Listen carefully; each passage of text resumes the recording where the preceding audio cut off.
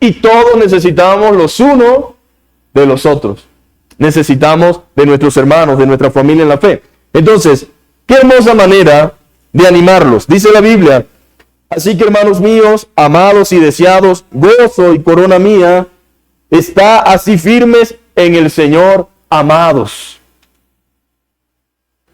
Pablo tenía un corazón amoroso. Y sabe, cuando a usted le llama la atención y lo corrige, no importa lo fuerte que sea la corrección, usted sabe que quien lo está corrigiendo le ama, ¿sí o no? Y uno recibe la corrección, recibe el llamado de atención, porque uno puede percibir, uno lo siente, no solamente en ese momento, sino que desde mucho antes esa persona me ha manifestado su cariño y su amor. Por lo tanto, yo recibo su corrección, la recibo con amor, la recibo. Sé que Él me está diciendo lo que me está diciendo porque me ama y porque se preocupa por mí y porque yo soy importante para Él. Porque la gente que no me dice nada, que no me corrige, que no me llama la atención, yo no le intereso a esa persona. Porque no me imagino a ningún padre viendo a su hijo caminando hacia el barranco y que no se atreva a decirle nada. Hijo, te amo. Y porque te amo, me preocupo por ti. Y porque me preocupo por ti, sé que el camino que llevas es un camino que te lleva a la muerte. Y la Biblia dice que hay caminos que al hombre le parecen derechos, pero su fin es camino de muerte. Y mi amor por ti me lleva a tener que hablar, a tener que atravesarme, a tener que ponerte un alto. No importa que ahorita no entienda, no importa que ahorita diga que yo soy esto, que soy aquello, que yo me opongo a todo lo que tú quieres, pero yo te amo y porque te amo te digo que eso no está bien. Lo mismo sucede, mis queridos hermanos, en la vida cristiana. La tarea de un pastor no es aplaudir todo lo que los hermanos hacen, porque hay cosas buenas que son dignas de aplaudir, pero hay otras que no son dignas de aplaudir. Yo quisiera no tener que corregir a nadie, no exhortar a nadie, porque exhortar y corregir a veces trae conflictos, ¿verdad? Uno se ofende. Ay, ¿qué le pasa a ese señor? ¿Cómo me va a decir esto? ¿Cómo me va a decir aquello? ¿Quién se cree él que es? Yo no me creo nadie. Me creo simplemente una persona que estoy llamado a corregirle y a instruirle en el amor del Señor.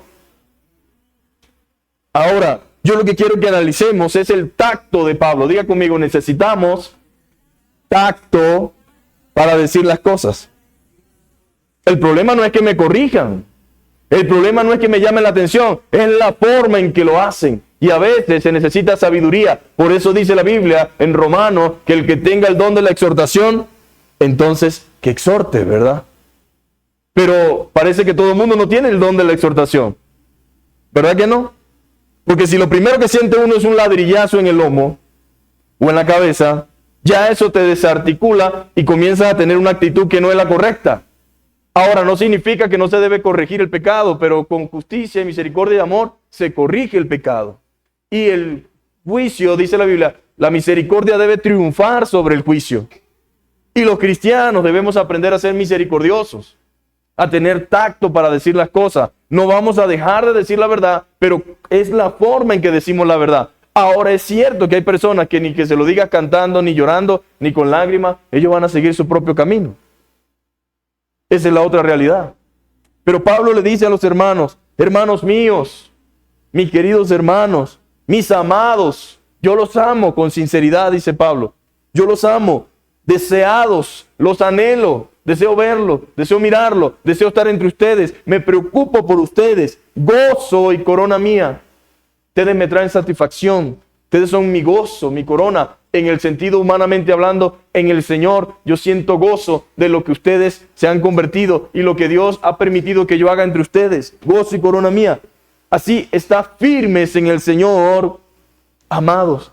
¿Y por qué le pide firmeza? Porque los filipenses estaban en una situación compleja y difícil. Estaban en medio de una situación donde iban a comenzar a llegar las adversidades, las dificultades. Y Pablo quería decirles, mis amados, yo sé que ese momento no ha llegado, pero ese momento va a venir, pero quiero animarles, mis queridos hermanos, a que se mantengan firmes, a que puedan crecerse en medio de la adversidad, fortalecidos y agarrados del Señor. El Señor es el ancla que hace nuestra vida espiritual inamovible. Manténganse allí, en la roca, que es Cristo, sujetados a Él, asidos a Él, pero manténganse firmes. Comúnmente nosotros tenemos la idea de que la exhortación es un regaño. Así cree mucha gente que es la exhortación. pra, pra, pra, pra, pra, pra, pra, pra, pra, y toma, toma, toma, toma. Eso no es así. Bíblicamente la exhortación no es eso. Es más profundo, va más allá. Aunque en algunos momentos la exhortación muchas veces se convierte en algo incómodo, pero no tiene la intención solamente de destruir a la gente con las palabras que le digo. No tiene la intención simplemente de humillar a la gente. No, la exhortación es más profunda. Exhortar significa mucho más que eso. Exhortar es animar o alentar a alguien. Hay mucha gente que necesita de una exhortación, no solamente de un regaño. Necesita ser animado y que nosotros le alentemos con la palabra. El significado de exhortación en la Biblia tiene el sentido de motivar o instar a una persona a hacer algo. En el contexto bíblico, la exhortación suele dirigirse a los creyentes para que vivan de acuerdo con la voluntad de Dios. Hermanos, hermanas, esto es lo que la palabra de Dios dice. Esto es lo que Dios espera de nosotros. Hermanos, no vivamos de esa manera, no hagamos eso, porque eso trae maldición, eso trae desobediencia, trae pecado, trae consecuencias. Todo lo que sembramos recogemos, mis queridos hermanos. Si como cristianos, dice la Biblia, sembramos para la carne, de la carne segaremos corrupción. Pero el que siembra para el Espíritu, del Espíritu que cosecha, vida, mis amados hermanos. Vida y vida en abundancia. Entonces, es de acuerdo a la voluntad de Dios, llamar e invitar e invocar. Es una imploración, es una consolación, es orar, es presentar, es animar, es confortar, es consolar, mis amados hermanos. Y Pablo usa un lenguaje afectivo para animar a los hermanos. El verso 1 nos lo dice. ¿Qué le dice Pablo? Ustedes, lo que les hace falta es carácter. Ustedes, yo no sé si es posible que ustedes se mantengan firmes. No. Hermanos míos, amados míos, deseados míos, gozo y corona mía, les pido que estén firmes en el Señor. Manténganse fieles, dice la versión Nueva Traducción Viviente. Manténganse fieles al Señor. Manténganse fieles a Él. Él simplemente no viene allí a dar un discurso. Él está exhortándolos en amor, exhortándolos en amor, a mantenerse firmes. Permanezcan en el Señor, mis amados hermanos. La versión Traducción Viviente dice, por lo tanto, mis amados hermanos, manténganse fieles al Señor. Los amo y anhelo verlos, mis queridos amigos, porque ustedes son mi alegría y la corona que recibo por mi trabajo. Está firme en el Señor. Ese está firme es una palabra griega que significa estaquete, y es como un soldado en medio de la batalla. ¿Cómo está un soldado en medio de la batalla? Firmes. Dependemos de la firmeza de otros. No pueden dejar el puesto. No pueden irse de allí. No pueden abandonar el lugar a menos que en un acuerdo general nos den una orden de retirada. Pero de lo contrario, no puede evadir su responsabilidad como un soldado en la guerra. Debe mantenerse allí. Esté firme allí en la posición que se le asignó. Manténgase firme en cuanto a su amor y en cuanto a su trabajo. Manténgase firme. Los filipenses deben estar siempre avanzando, mis queridos hermanos. Firmes y adelantes, amén. Avanzando en cuanto a su fe y a su fidelidad. Deben estar inconmovibles, que nada nos mueva, mis queridos hermanos. Poca palabra, Pablo dice que las circunstancias no lo muevan de su fidelidad al Señor. Manténganse fieles. Los filipenses deben mantenerse firmes en el Señor. Y solo con Jesucristo, mi querido hermano, solo con Jesucristo puede una persona resistir las seducciones del mundo, de la tentación y la debilidad de la cobardía. Ahora, uno no puede hacer nada de esto en su propia fuerza. Por eso dice, manténganse firmes y fieles al Señor. Es en el Señor que uno puede vencer la seducción y la tentación y la debilidad y la cobardía. Es solamente en el Señor. La palabra que usa Pablo para mantenerse firmes es estequeteque. Y es la que se usaría de un soldado que tuviera que resistir el fragor de la batalla cuando el enemigo se lanzase sobre él. Antes había que ser valiente para ser un soldado. Ahora imagínense, ahora hay soldados homosexuales. Yo no me imagino estar en una guerra rodeado de homosexuales, ¿no? Y no digo esto con desprecio, porque entendemos que son almas que necesitan a Cristo. Pero se espera de un soldado, o se espera de alguien que está en la guerra, valentía. Incluso el Señor dice, los fusilámines, aquellos que son de los que cuando están en medio de la batalla se rajan, era mejor que no se alistaran para la guerra y se quedaran. Porque una persona que esté así en medio de un conflicto, lo que hace es generarle problemas y baja al resto. Pero la Biblia claramente dice, debe resistir en el fragor de la batalla cuando el enemigo lanza sobre él.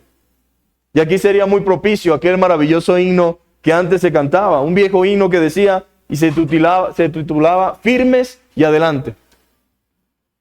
Yo no sé si alguno de ustedes lo llegó a cantar, pero decía así: firmes y adelante, huestes de la fe, sin temor alguno, que Jesús nos ve. Jefe soberano, Cristo al frente va, y a la regia enseña, tremoleando está. Firmes y adelante. En pocas palabras, eso sería muy apropiado para nosotros, amén. Firmes y adelante, huestes de la fe, sin temor alguno, que Cristo nos ve. Él va delante de nosotros como jefe soberano. Él va allí, en la regia batalla. Él está allí levantando la bandera, mis queridos hermanos. Pero debemos mantenernos firmes. Debemos mantenernos firmes en nuestra confianza en el Señor. La palabra firmeza en Efesios capítulo 6, desde el versículo 10 en adelante, aparece 3 veces. Firmes, manténganse firmes. Y habiendo acabado, manténganse firmes. Eso nos habla de la importancia de la armadura de Dios y la menciona 3 veces. Ahora, otro tip que nos da Pablo, aparte del primero que ya vimos, amén. Otro tip aparte de ese, que es de mantenernos firmes, Pablo nos dice lo siguiente, y esto es hermoso: manténganse unidos por lo que más quieran. Manténganse unidos. Todo reino dividido contra sí mismo será asolado, no puede permanecer. Y una iglesia dividida es una iglesia débil, es una iglesia que no puede hacer absolutamente nada. Manténganse unidos, dice Pablo. Él llama a la unidad y a la armonía y a la reconciliación. Eso pasa hasta en las mejores familias, decimos, ¿verdad? Dígame, ¿qué hermano aquí que tenga hermanos nunca ha peleado con sus hermanos? Las familias antiguas tenían 5, 10 hijos, 11, 12, 15 en algunos casos. Conocí a una señora que se llamaba Ñeca, tenía 15 hijos, perdón. Y dice, era difícil porque a veces cuando los veía los quería llamar, ni me acordaba cómo era que se llamaba. Pedro, Luis, Juan, Luis, Miguel. Entonces se quedaban mirando a ver quién era porque no era ninguno, no estaban ahí. Pero entre las mejores familias y entre los hermanos hay diferencias y pleitos y problemas. Pero la familia de verdad correcta entiende que aunque haya problemas, es mi hermano, es mi hermana, es mi sangre, es mi familia. Y el deber me dice que debo perdonarlo, que debo ayudarlo. Y los padres saben que entre los hijos siempre hay uno que parece que no fuera la familia, ¿verdad? Pero está en la familia. Y a veces los hermanos se ponen bravos, molestos y tal. Pero el padre de familia, ¿qué hace? Buscar la reconciliación.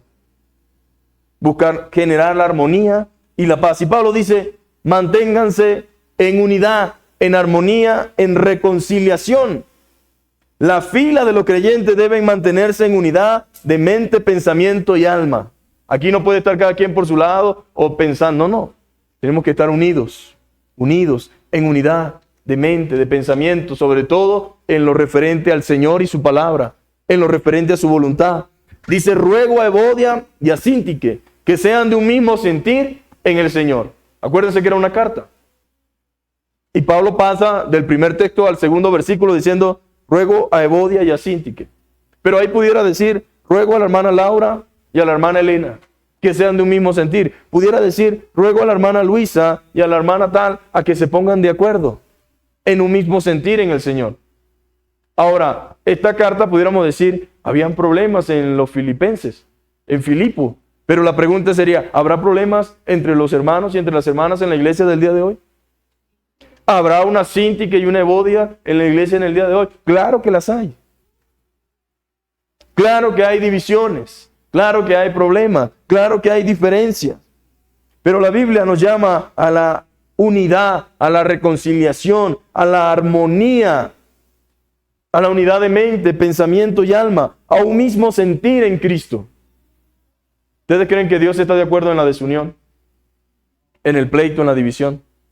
Y a veces ni siquiera por doctrina, a veces simplemente por formas de ser, por personalidad, por impulsos del otro, porque sencillamente el otro no lo hace como yo digo, o porque a mí me gusta de esta manera, y le hacemos la cruz al hermano o a la hermana y no queremos verlo ni en pintura. Lo toleramos el domingo, pero eso se llama hipocresía, ¿verdad?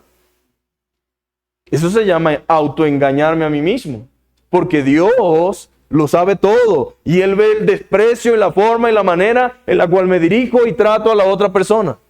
Por lo tanto, Pablo dice, en la iglesia esas cosas no deben existir.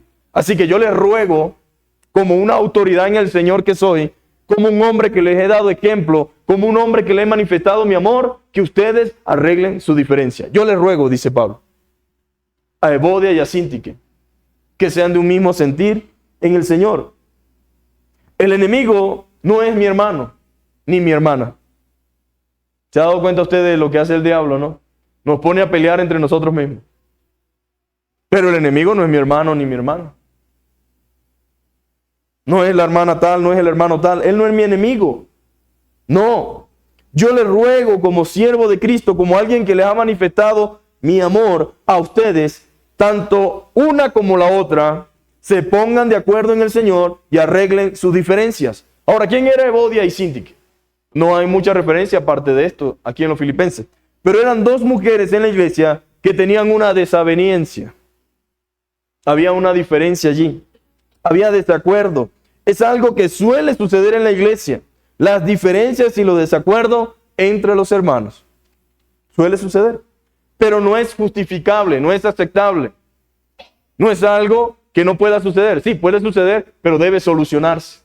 No que suceda y que andemos como que si no está pasando nada. No. El Señor nos llama a la reconciliación. Y si usted no está dispuesto a reconciliarse, tiene que pedirle al Señor que lo ayude en su carácter. Porque la Biblia dice que si no perdonamos a los hombres sus ofensas, Dios tampoco nos perdonará a nosotros. ¡Ay, qué chévere! Que Dios me perdone a mí, pero yo no perdono a nadie. Pues así viven muchos cristianos. Amargado, resentido, dolido, y no, es que no puedo y no puedo. Tiene que orar porque el Señor tiene que ayudarlo a perdonar. Porque si usted no perdona, significa que usted no ha sido perdonado. Porque solamente quien ha sido perdonado entiende la liberación que genera el perdón. ¿Cuánta libertad siente una persona que ha sido perdonada de una deuda tan grande, de una carga tan grande? El Señor me ha salvado, me ha rescatado, me ha perdonado, me ha limpiado, me trajo de la inmundicia, me ha puesto aquí, me ha dado una nueva vestidura, ha limpiado mi vida. Ahora soy una nueva criatura en Cristo. Ahora, después de tanta gracia que he recibido, ¿qué debo dar yo? Dar de gracia lo que gracia recibí. No merecía perdón, yo merecía infierno, no merecía misericordia, no merecía amor, pero Dios me dio todo eso. Entonces ese Dios tiene derecho a demandarme a mí a dar de gracia lo que de gracia recibí. Perdonar no significa que yo perdono a alguien y al otro día ando con él para arriba y para abajo como los mejores amigos. No, es un proceso. Pero yo decido obedientemente hacer lo que Dios demanda de mí. Decido perdonarlo y que Dios vaya aparejando lo demás. Posiblemente alguien que ha sufrido una situación difícil con una persona puede perdonarlo, pero quizás nunca van a ser los mejores amigos. Pero debe estar seguro que en su corazón ha habido un perdón. Y que si en algún momento lo ve en una situación similar a la que le tocó vivir por causa de él, sea capaz de no pagarle con la misma moneda. Sea capaz de darle la mano, sacarlo, restaurarlo, llevarlo. Eso es lo que significa el perdón, mis queridos hermanos.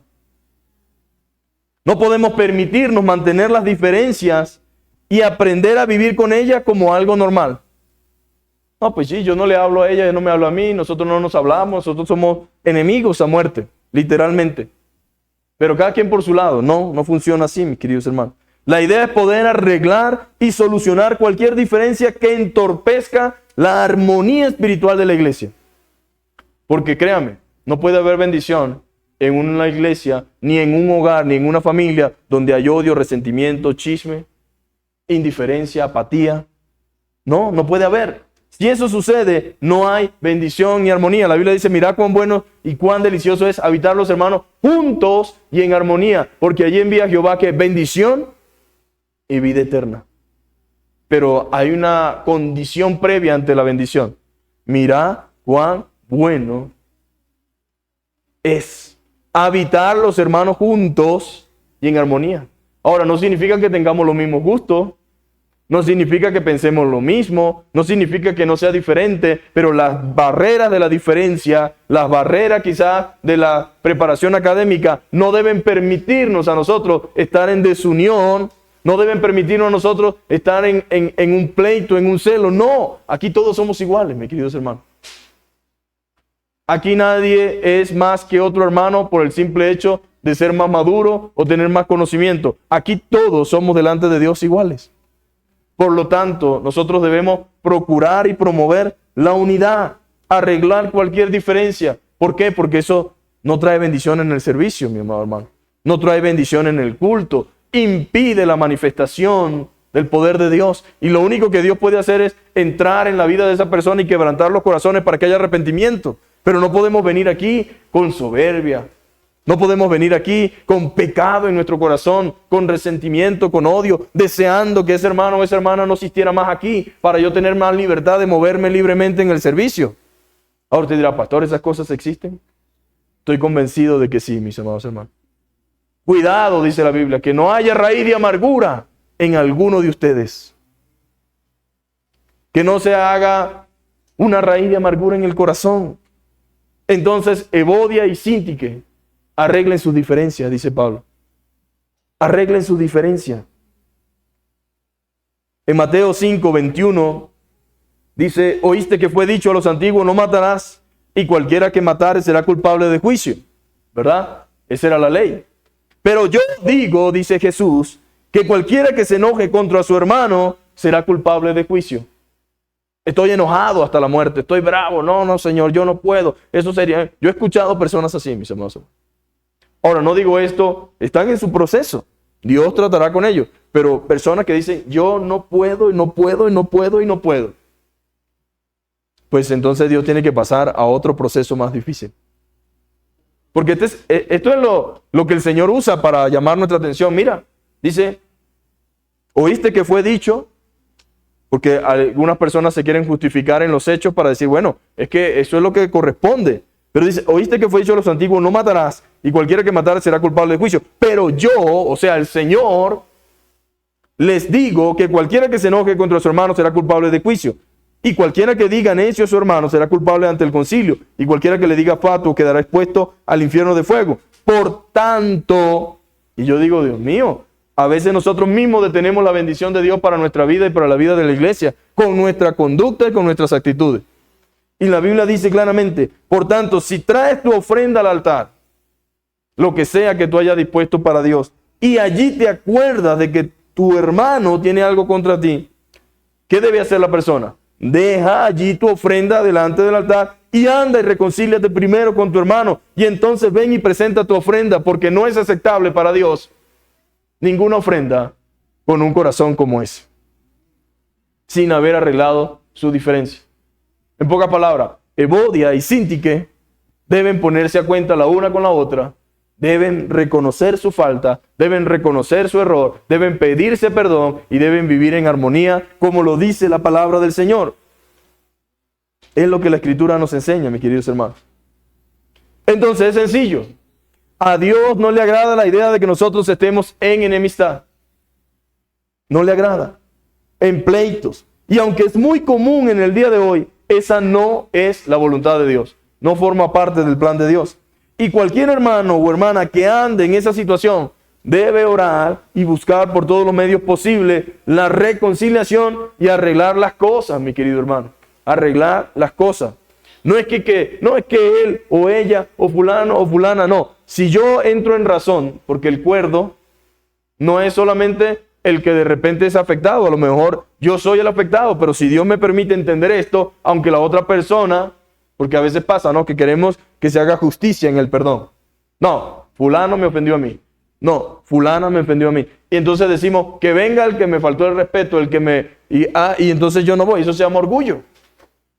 Y el orgullo se va entronando en el corazón, y el orgullo es satánico, y el orgullo va impidiendo que yo crezca espiritualmente, porque me va jorobando espiritualmente. En vez de levantarme y crecer, me va llevando al piso. Y la Biblia no dice, bueno, si tú sabes que tu hermano tiene algo contra ti, pues bueno, anda. O sea, en pocas palabras, si yo soy el ofendido o yo soy el ofensor, no importa. Se trata de que si me di cuenta antes, previamente, yo mismo me acerque. Hay gente que es dura. Dura como una gallina vieja. Pero nos toca a nosotros, mis amados hermanos, acercarnos. Y a veces toca no es ser hipócrita, sino usar la sabiduría. Hermana o hermano, yo quiero disculparme con usted. Aunque él me tragó, me escupió, o ella me tragó, me escupió, hizo lo que hizo, no importa, yo me di cuenta. Yo quiero pedirle perdón, hermano, porque no me siento bien. Y no quiero estar así. Y eso no le agrada al Señor. Y yo quiero pedirle perdón. Y entonces usted sabe cómo se pone la gente, ¿no? Así como, pero yo quiero pedirle perdón. Si me dice lo que sea, yo quiero que usted me perdone. No era mi intención, no era mi propósito. Yo quiero que tengamos paz. Yo quiero estar en libertad, porque acuérdese de lo que dice la palabra del Señor. Otras veces nos vamos a encontrar con personas que no quieren. Así de sencillo. La Biblia dice, en cuanto dependa de vosotros, está en paz con todos los hombres. Si depende de ti, trata de estar en paz con todos los hombres, pero hay momentos en que es imposible esa paz. Pero no porque nosotros no la queramos, es porque la otra persona todavía no está lista. Pero eso no significa que diga, bueno, pastor, ya yo le dije. Me dijo que no. Sigue intentando. Siga orando. Pasó un mes, pasó 2 meses. Vuelve otra vez. Pasó un año. Vuelve otra vez. Pero tiene que haber en mí un deseo realmente de solventar la situación, ¿sí o no? Y a veces uno ora y Dios obra en el corazón del otro también. ¿Ustedes creen que si el otro es cristiano, qué va a sentir? El peso, mis amados hermanos, del Espíritu Santo y la conciencia hablándonos, redarguyéndonos. Porque si es un hijo de Dios, tampoco puede estar tan tranquilo como aparentemente quisiera estar. Yo estoy convencido de lo que son hijos de Dios, el Espíritu Santo les estorba, mis amados hermanos. Les muestra, les dice. Y por lo tanto debemos orar por eso. Debemos arreglar las cosas también. Antes se cantaba otro himno que dice, ¿cómo puedes tú orar? Ay, esto es fuerte, ¿verdad? Enojado con tu hermano. Y la respuesta del coro de esa canción es, Dios no escucha esa oración. Dios no escucha esa oración si no te has reconciliado. Dice, amémonos de corazón, no de labios ni de oídos, para cuando Cristo venga, nos encuentre preparados. Dice, ¿cómo puedes tú orar enojado con tu hermano? Dios no va a escuchar esa oración. Y no es algo que inventó el que escribió la canción. Incluso, si nosotros no arreglamos la diferencia con nuestra esposa, con nuestro esposo en el hogar, las oraciones tienen estorbo, no pasan del techo. Ahora, es muy serio lo que Pablo le está pidiendo a la iglesia de los filipenses y lo que el Señor nos está administrando en esta mañana. No podemos, mis amados hermanos, tener cosas en contra de nuestros hermanos. No podemos vivir en unidad si no existe armonía entre los miembros, si no sabemos perdonarnos y sobre todo pasar las faltas. El odio, el resentimiento, la ira, la envidia, el desprecio no deben tener lugar entre nosotros. No deben tener lugar entre nosotros. Es algo satánico.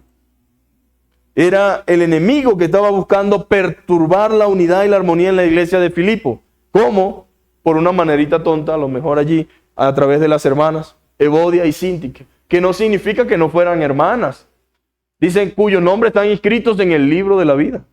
Pablo no dice que no eran hermanas, las reconoce como hermana y como colaboradora. Pero sabe, cuando estamos sirviendo al Señor, cuando estamos siendo fieles a Dios, cuando estamos honrando a Dios, ¿qué quiere usted que va a hacer el diablo? Perturbar la armonía y la paz. Tratar de impedir que las hermanas siguieran trabajando juntas. Porque juntos somos más fuertes, mis queridos hermanos. Juntos somos más fuertes. Juntos hacemos más bulto. Juntos podemos lograr más cosas. Y era lo que el enemigo quería perturbar en la vida de Evodia y de Síntique. Pero ahí estamos, mis queridos hermanos. No debe tener esto lugar entre nosotros. Porque una iglesia unida es una iglesia con poder espiritual. Una iglesia unida es una iglesia con poder espiritual. Y Dios se manifiesta por medio de ella. Se manifiesta libremente. Se manifiesta con poder, con gloria. A Dios le agrada eso. En la pureza y en la integridad, Dios se complace, mis queridos hermanos. En la pureza de su iglesia y en la integridad, Dios se complace de su pueblo. Y fíjense cómo es el enemigo. Él quería dañar la obra. Eran hermanas muy colaboradoras. Diga, Dios nos guarde, amén.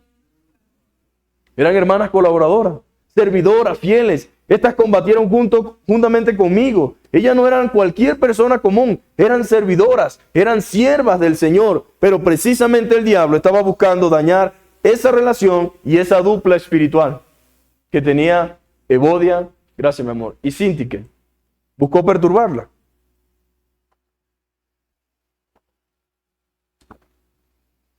Quería dañar la relación. Quería dañar lo que el Señor había venido haciendo a través de estas mujeres juntamente con el resto de los hermanos. Ahora, es importante lo siguiente. Aunque el diablo buscaba dañar esa relación y esa dupla espiritual de servicio, Pablo en amor le pide a otro colaborador. A veces Dios tiene que usar a alguien que intervenga entre nosotros. A veces nos cerramos. Me cierro yo, se cierra el otro, y no, pero Dios tiene que usar a otra persona para que esté en el medio y sea el que concilie. De hecho, la Biblia dice, cuando hay pleito entre ustedes, ¿qué es eso que tengan que llevar el pleito a tribunales? ¿Acaso no hay gente madura en la iglesia en la cual pueda ayudarlos a ustedes a resolver ese problema, ese conflicto? Sobre todo en la iglesia de Corintio pasaba. Pero es cierto que Dios a veces tiene que usar a otra persona, ¿para qué? Para que intervenga en el asunto. Y entonces Pablo en amor le pide a su colaborador y compañero fiel que ayudes a esta, no la dejes sola. Estoy seguro, dice Pablo, que ellas no son malas hermanas. Simplemente se descuidaron y el enemigo se introdujo allí, sembrando una semilla de discordia, pero en el nombre de Jesús, amén, la vamos a amonestar con la palabra. Y yo sé que los que son de Dios, la palabra de Dios, ¿qué hacen? Oyen. Los que son de Dios, la palabra de Dios, oyen, mis queridos hermanos. Ayuda a estas. No la dejes sola. No la veas como inmadura, porque algunos pensarán, ay, pero qué inmadurez. Hasta en pastores hay discordias y pleitos a veces. ¿Qué les parece a ustedes? Diferencias entre gente que supuestamente debería ser espiritual, porque el enemigo se aprovecha de cualquier cosa para sembrar la cizaña de la duda y de la división, mis queridos hermanos. Esa es la manera como entra el enemigo a nuestras vidas. Sino al contrario, dice Pablo, ayúdalas a solventar dicha situación y recuérdales que ellas han sido de provecho y de bendición en la obra de Dios. Verso 3 dice, asimismo te ruego también a ti, compañero fiel, que ayudes a estas que combatieron juntamente conmigo en el Evangelio, con Clemente también y los demás colaboradores míos cuyos nombres están en el libro de la vida. Eran conocidas las hermanas. Posiblemente formaban parte del liderazgo en la iglesia. Estaban al frente quizás de algún compromiso, de alguna responsabilidad. Pero ellas han sido provecho y de bendición para la obra de Dios. Ahora, a veces nuestro carácter, mis queridos hermanos, nuestra forma de ser, ese orgullo nuestro, impide muchas veces que seamos de bendición para otros. Hay gente que no piensa ni razona las decisiones que toma, sino que la toma bajo el impulso de la ira, bajo el impulso de la rabia, bajo el impulso del momento y ya. Y mucha gente, mis amados hermanos, porque todos necesitamos de todos, amén. Cuando no vienen ciertos hermanos, uno anda como, ¿por qué? Porque ellos cumplen un rol y una función dentro de la iglesia y son de provecho y son de bendición. Pero Pablo le dice, ayuda a estas mujeres, no las dejes sola en ese problema que tienen. Ayúdala, muéstrale que es un ataque del enemigo. ¿Cuántos saben que el enemigo nos ataca? Es un ataque del enemigo, que abran los ojos, que no se dejen engañar, que no se dejen ganar la batalla. Pablo, mis queridos hermanos, moviliza todos los recursos de la iglesia para remediar la situación, los que sean necesarios. Creía que no había esfuerzo demasiado grande para mantener la paz en la iglesia. Para mantener la paz y la armonía hay que hacer lo que sea necesario, no importa cuánto cueste. Pero necesitamos tener una iglesia en armonía y en paz. Una iglesia en la que hay peleas no es una iglesia porque le ha cerrado las puertas a Cristo. Puede haber diferencia, pero tienen que arreglarse. Puede haber una idea equivocada sobre algún punto, pero podemos arreglarlo, mis amados hermanos.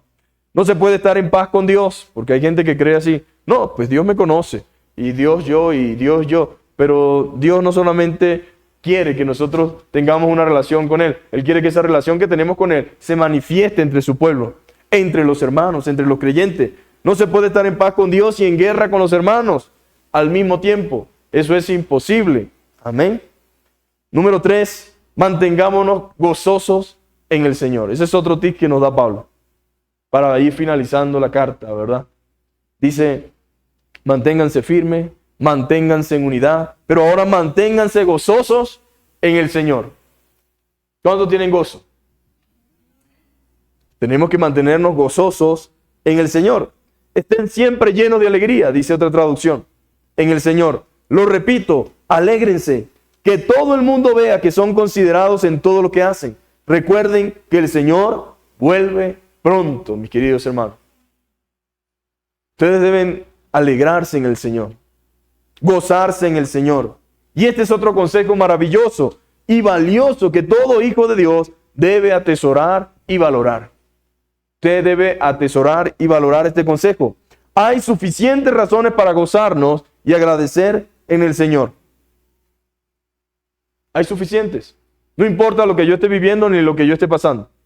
Hay un mandato, hay un consejo sabio y es: alégrense en el Señor, regocíjense en el Señor. Él es la fuente de su gozo y no las circunstancias.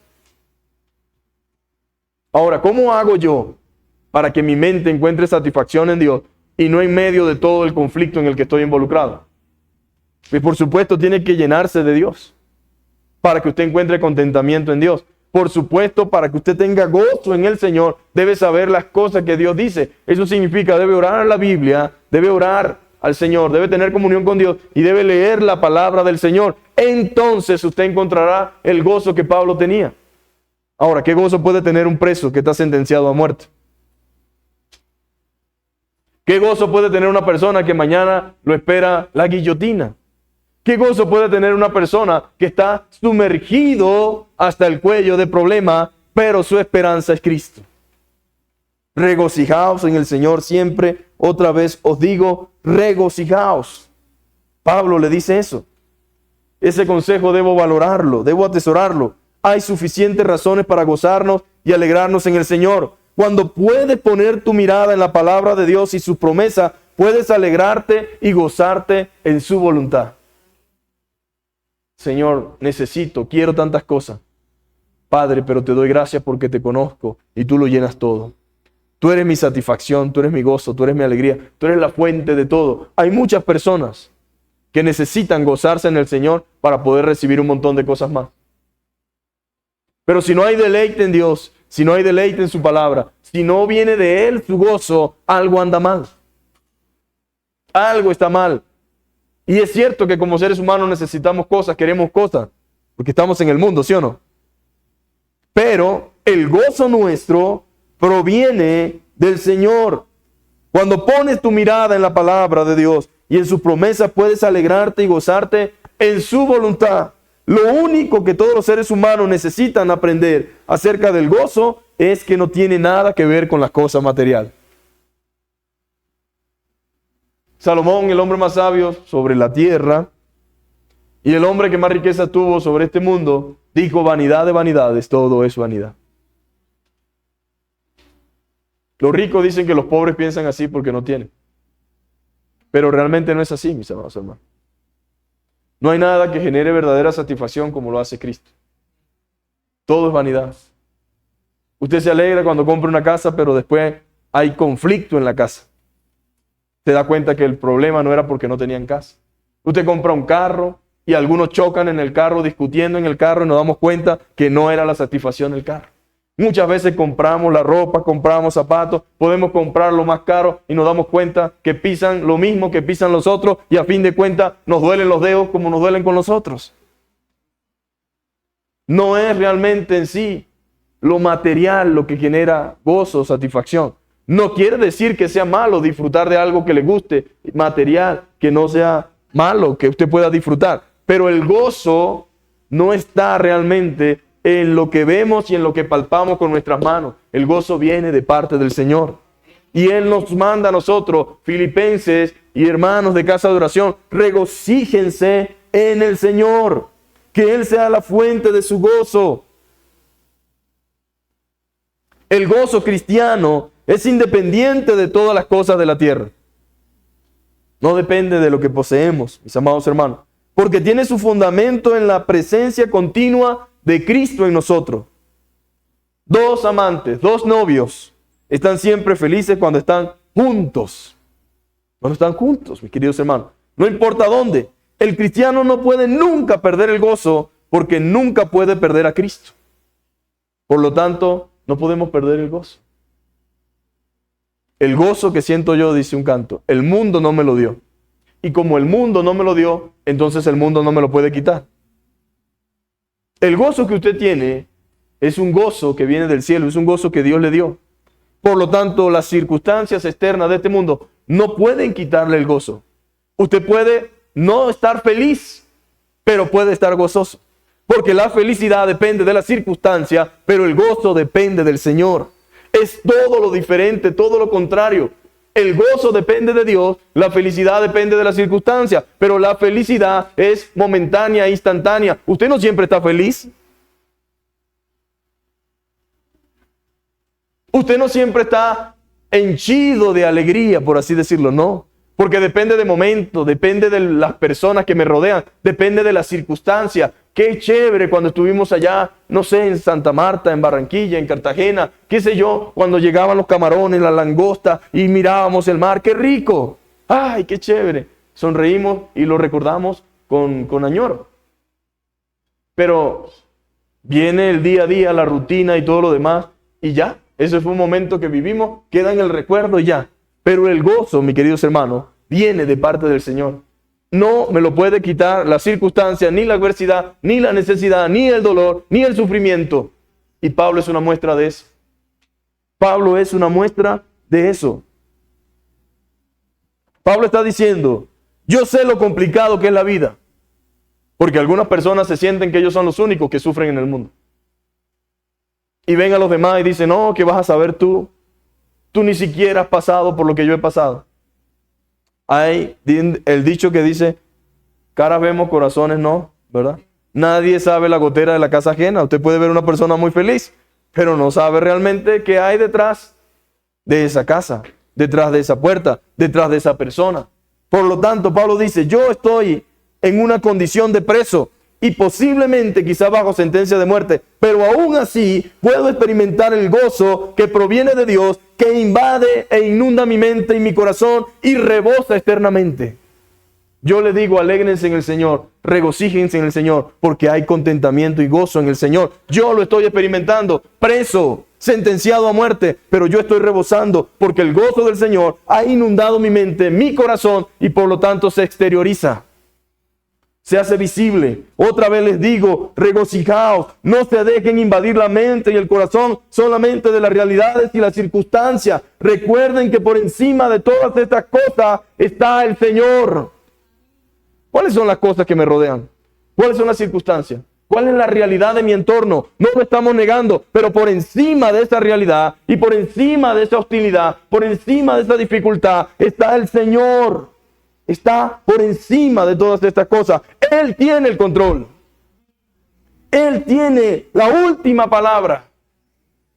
El hombre dice una cosa, nosotros podemos pensar otra, pero Dios tiene la última palabra. Alégrense de que el Señor cumplirá su promesa. Fiel es el que prometió, dice la Biblia. El Dios que no miente, dice la Biblia. Dios no miente, mis queridos hermanos. Él va a cumplir su promesa. Y el que es fiel tiene cuidado de nosotros, aún en medio del valle de sombra de muerte. Tú estarás conmigo, dice tu palabra. Alégrate en que Él ha prometido estar con nosotros todos los días hasta el fin del mundo. Es una promesa. Alégrate que en cada adversidad ha prometido darnos gracia y poder para vencer. No estamos solos ni abandonados. Diga conmigo, no estamos solos ni abandonados. No estamos. Estamos en las manos de un gran Dios. Un Dios que dice que Él es Dios de vivos y no de muertos. Que es el mismo hoy, mañana y siempre. Él es la fuente de gozo, de fortaleza, de esperanza, de vigor, de salud. Él es el que multiplica nuestra fuerza. Él es el que nos sostiene de su mano y da esfuerzo alcanzado y multiplica la fuerza al que no tiene ninguna. Alégrense en el Señor, dice Pablo. Los muchachos se fatigan y se cansan. Los jóvenes flaquean y caen. Pero los que esperan en Jehová tendrán nuevas fuerzas. La fuerza, el renuevo viene de la presencia del Señor, mis queridos hermanos. Él renueva nuestras almas, renueva nuestro ser interior. Él nos fortalece. Los jóvenes se flaquean y se caen, pero los que esperan en Jehová tendrán nueva fuerza, levantarán alas como águilas, correrán y no se cansarán, caminarán y no se fatigarán. ¿Puede alegrarse en Dios? ¿En sus promesas? ¿Puede decir gracias, Señor, porque tú eres nuestra fortaleza y sostén? Él es quien nos sostiene, mis queridos hermanos. Él es quien nos tiene agarrado de la mano. Y tú vienes pronto, dice Pablo. El Señor está cerca. Aleluya, amén. El Señor está cerca. De esta promesa me sostengo, dice Pablo. De esta promesa me agarro. De esta promesa vivo en esperanza, continuamente, día a día. Me fortalece el gozo de Dios. Esa es mi fortaleza, aún en medio de esta prisión. Dios es mi fortaleza. Me alegro en Él y les exhorto a alegrarse en Dios. Regocijaos en Él siempre. Regocijaos. Vuestra gentileza sea conocida de todos los hombres. El mundo tiene que ver en nosotros, mis amados hermanos, gente comprensiva, que tenga simpatía, magnanimidad, autodominio, buenos modales, buena educación, cortesía y gracia. Vuestra gentileza. Que el mundo los pueda conocer por su generosidad, dice Pablo. No vivan, mis amados hermanos, para victimizarse, para ahogarse en sus propias penas, en su propio dolor, no. Aún en medio de cualquier situación, Dios quiere usarnos, amén. Quiere usarte. Quiere que seamos de testimonio, que seamos de luz, que la gente pueda conocer, mis amados hermanos, a ese Dios que nosotros tenemos. Contentamiento y generosidad hacia los demás. Vuestra gentileza sea conocida. Que los demás puedan percibir esa generosidad, esa bondad, ese amor. Por su misericordia o por su clemencia. Esta palabra que dice vuestra gentileza sea conocida, también podemos usarlo como clemencia frente a la falta de otros hacia nosotros. ¿Cómo respondemos ante el abuso de otros? Ante la falta de otros hacia nosotros. Es la paciencia con alguien que se somete a injusticia o a maltrato, sin deseo ni intención alguna de desquitarse. Y ya con esto terminamos. No se afanen por nada, dice Pablo. Otro tics que le va a evitar problemas emocionales, le va a evitar un montón de cosas. No se afanen por nada, mis amados hermanos, dice Pablo. En vez de afanarse, oren. No se afanen, sino oren. Y la oración calmará el afán. La oración calmará el afán. En vez de cargarse de angustia, en vez de repetirse todo ese montón de cosas, descargue sus preocupaciones en Dios. Es lo que dice el texto. Por nada estéis afanosos. Si no estoy yo que estoy puesto a morir aquí en esta prisión, si no estoy yo que estoy preso, ustedes que tienen libertad, ustedes que tienen la palabra, ustedes que pueden moverse libremente, ustedes que pueden hacer tantas cosas, ¿por qué han de afanarse? No se afanen por nada. Si no sean conocidas nuestras peticiones delante de Dios, en toda oración y ruego, con acción de gracias. Presenten delante del Señor sus afanes, queridos hermanos, sus preocupaciones.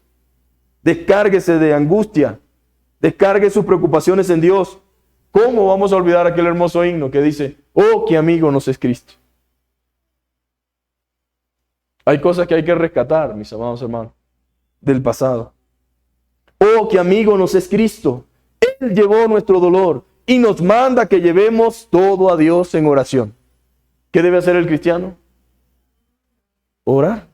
¿Pero orar cuánto? Orad sin cesar. Orando en todo tiempo. En toda súplica en el Espíritu. Orando sin cesar, venceremos. Orando sin cesar, venceremos. Para poder vencer necesitas el poder. En el nombre del Señor venceremos. Venceré, porque Él está conmigo. Es un canto viejo, pero es una verdad, mi amado hermano. Usted necesita tener en su mente la palabra. Y la palabra a veces con melodía para auto-exhortarse a sí mismo. ¿Qué pasa contigo? ¿Qué pasa conmigo?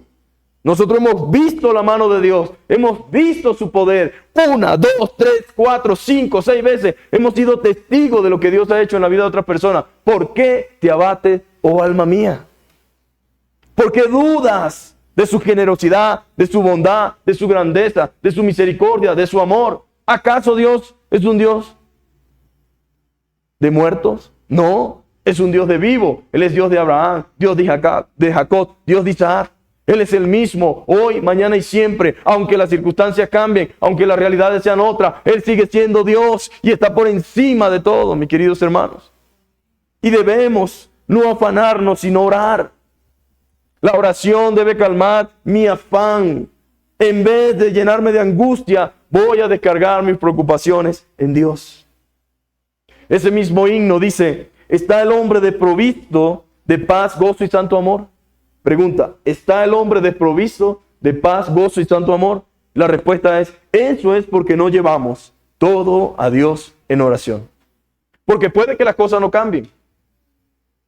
Puede que yo ore y las cosas sigan iguales o peores, pero yo no voy a ser el mismo. Porque cuando yo entro en la presencia de Dios y cuando yo oro a Él y cuando yo pongo delante de Él mis circunstancias, Él cambia mi ser interior, renueva mi fuerza y me da una gracia especial para hacer frente a lo que esté delante de mí. Pero no vamos igual, de la misma forma, de la misma manera. Descansamos cuando oramos. Descansamos cuando vamos delante del Señor y recibimos del Señor fortaleza, porque la oración es fuente de poder. La oración es energía que viene de Dios para nosotros, para seguir adelante en este mundo. Debemos orar. ¿Estás débil y cargado de cuidados y temor? A Jesús, refugio eterno, dile todo en oración. ¿Te desprecian tus amigos? Cuéntaselo a Dios en oración. En sus brazos de amor tierno, paz tendrá tu corazón. Ahora, eso está aquí, mis queridos hermanos. En este texto que acabamos de leer. Por nada estéis afanosos, si no sean conocidas vuestras peticiones delante de Dios, en toda oración y ruego con acción de gracia. Y la paz de Dios. La paz de Dios es real, mis amados hermanos. Es real. Que sobrepasa todo entendimiento humano, que no se puede razonar. Porque ¿cómo puedes tener tu paz, Pablo, si te van a cortar la cabeza? ¿Cómo puedes tener tu paz en esa prisión, allí, con un soldado continuamente de día y de noche? ¿Qué paz puedo tener yo cuando mi mente entiende que no hay manera de que yo salga de aquí? La paz de Dios, que sobrepasa el entendimiento de la razón, que pasa el entendimiento de la capacidad humana, de lo que razonamos, porque nosotros somos así, todos lo razonamos. Por eso muchas veces dudamos, porque todos lo razonamos. ¿Y quién te dijo a ti que quién ha caminado sobre las aguas? Eso es imposible. Pedro, ven, caminó sobre las aguas. ¿Quién le va a dar comida a tanta gente con ese poquito de pan y ese poquito de peces? Y se multiplicó. ¿Por qué, mis amados hermanos? Porque la paz de Dios sobrepasa todo entendimiento humano. No hay manera de que una persona cante de gozo en medio de una sentencia. Guardará, dice la Biblia, la paz de Dios, vuestros corazones y vuestros pensamientos en Cristo Jesús. Esa palabra guardar es como guarda una unidad militar, un punto estratégico y específico. Estamos seguros de que el cuerpo de fuerzas especiales va a cuidar y va a guardar este punto, porque este punto es estratégico para la nación. De la misma manera, la paz de Dios, que sobrepasa todo entendimiento humano, guardará su corazón, mi querido hermano. Mi corazón lo guardará, y dice la Biblia, y vuestros pensamientos en Cristo Jesús.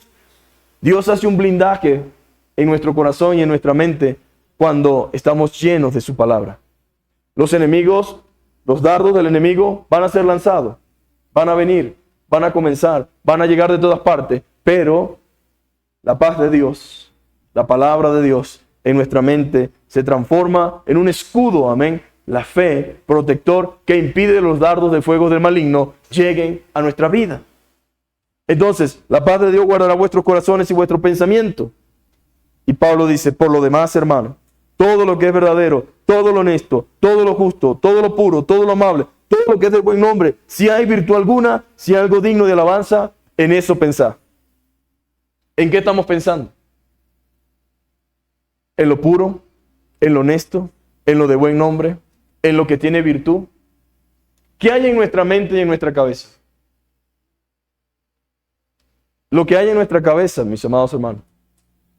Lo que llenamos nuestra mente, a lo que dedicamos nuestros ojos y nuestros oídos, nos bendice, o nos atemoriza, o nos llena de duda, o nos llena de miedo, nos llena de pavor.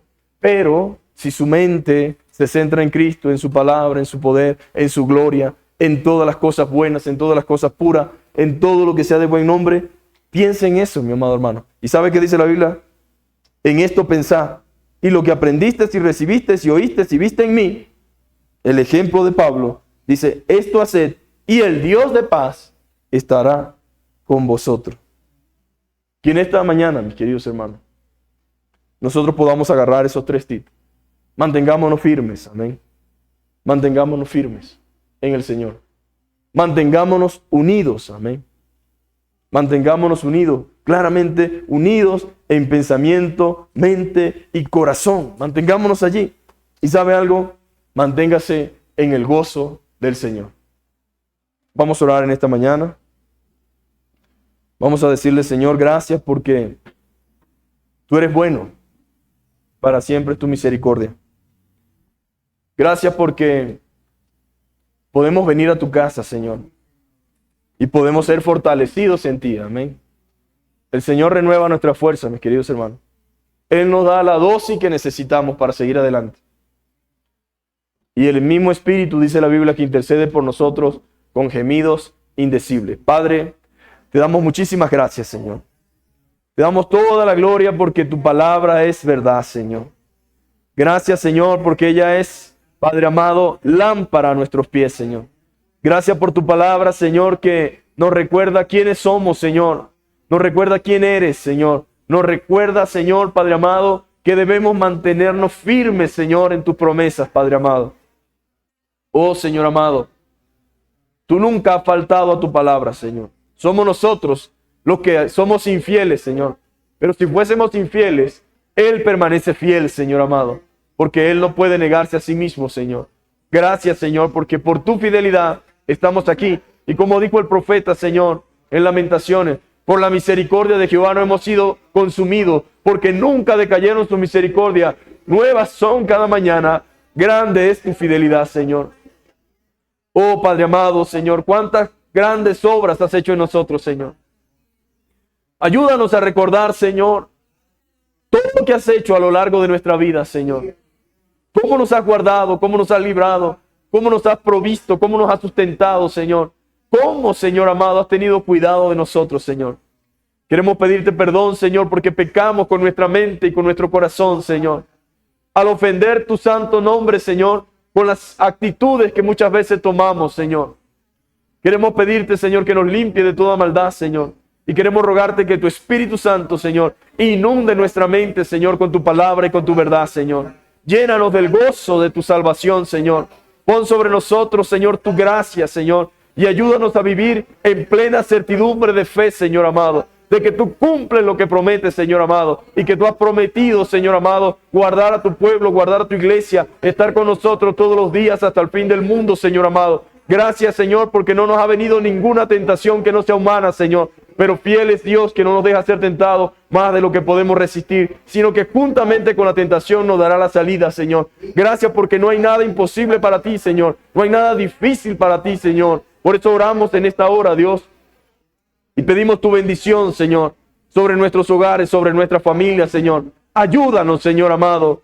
Sé tú en nosotros, Señor amado. Glorifícate en nuestras casas, en nuestros hogares, Señor. Quita de nosotros, Señor, lo que no proviene de ti, Señor. Toda mentira, todo engaño, Señor. Toda confusión, Señor. Oh, Padre amado, todo pensamiento, Señor, Padre amado, perturbador, en el nombre poderoso de Jesús, te pedimos que los saques, Señor, de nuestra mente, Señor. Padre, afiánzanos y afírmanos en tu palabra, Señor. Que la paz tuya, Señor, que el shalom tuyo sea sobre nosotros, Señor amado. Que el descanso tuyo sea sobre nosotros, Señor. Que toda confusión y engaño, Señor, sea disipada de nuestra mente, Señor. Y que tu Espíritu Santo, Señor, nos conduzca, Señor, en plena certidumbre de fe, en confianza, Señor, con manos extendidas, Señor, esperando de ti, Señor, lo mejor, Padre amado, Señor, esperando de ti lo bueno, Señor amado, esperando, Señor, tus bondades, Señor, y tu fidelidad, Señor amado, porque son nuevas, Señor, cada mañana, Padre. No importa lo que fue de ayer, lo que fue de hoy, mañana son nuevas tus misericordias, Señor amado, y las recibimos, Señor, con gracia, Señor, y con misericordia, Padre amado, en el nombre poderoso de Jesús, Señor amado. Recibe gloria y recibe honra. Amén y amén. Gracias, Señor. Bendito sea para siempre. Amén.